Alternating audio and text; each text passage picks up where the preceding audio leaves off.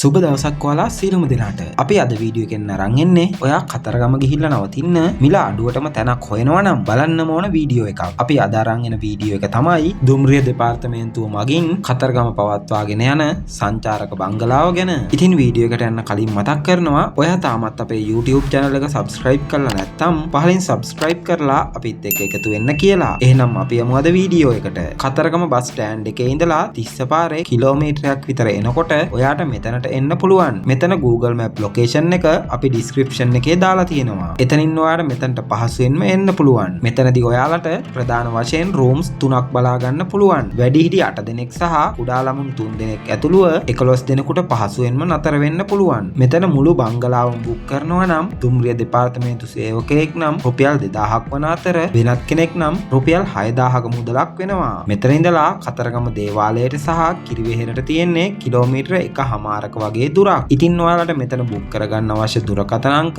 අපි වීඩියෝ එකේ සහ ඩිස්ක්‍රිප්ෂන් එකේ දාලා තියෙනවා. ඉතින් එහෙනම් අදට මේ වීඩියෝ එක අපි අවසන් කරනවා. මේ වගේ ලංකාවේ මිල අඩුම සහ හොඳම හොටෙල් ගැන වීඩියෝ එකක් අරගෙන නැවත හමු වෙන බලාපොරොත්තු වෙන්න. අපේ වීඩියෝ එකත් එක්ක එකතු වුණාට ඔබට බෙහෙවින්ම ස්තුතියි.